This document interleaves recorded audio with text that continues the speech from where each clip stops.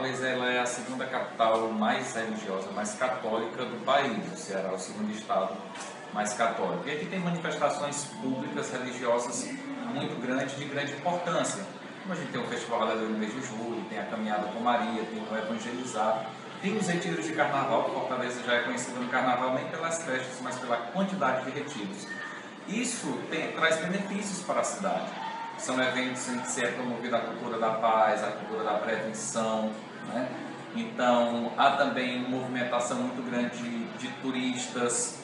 Em outros locais do estado também acontecem grandes festas, como a de São Francisco, no Canidé, né, de Padre Cícero, em Juazeiro, os santuários católicos marianos espalhados pelo Ceará. Isso movimenta a cultura, movimenta a economia, traz benefícios para toda a sociedade, porque a cultura de paz ela é implementada de fato, ela acontece de fato.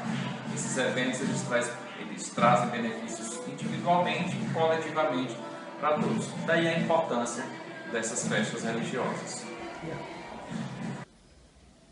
O que seria a vida humana sem qualquer festa e sem qualquer celebração de momentos fortes? O que seria a vida das nossas famílias sem nós celebrarmos os momentos fortes e bonitos da nossa família e guardarmos depois na nossa memória? E assim, desde que existe a humanidade, de certo, esses momentos sempre foram celebrados, lembrados e festejados. E ficaram assim na memória da humanidade, dos povos, das famílias. E assim também é com as religiões.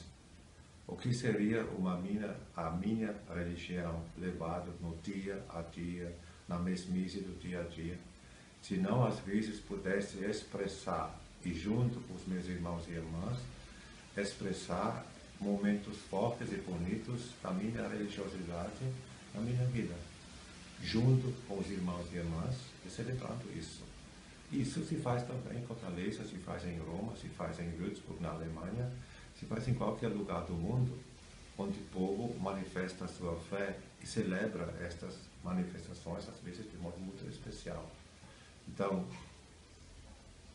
tem valor e tem importância de às vezes também mostrar isso e na rua, através disso também a fé que a gente vive e que mantém a gente viva, que segura os momentos mais difíceis da vida da gente. Esta fé às vezes também tem que se expressar, não somente nesses momentos difíceis e tristes, tem que se mostrar também e tem que ganhar a sua credibilidade e força nas festas que a gente celebra junto.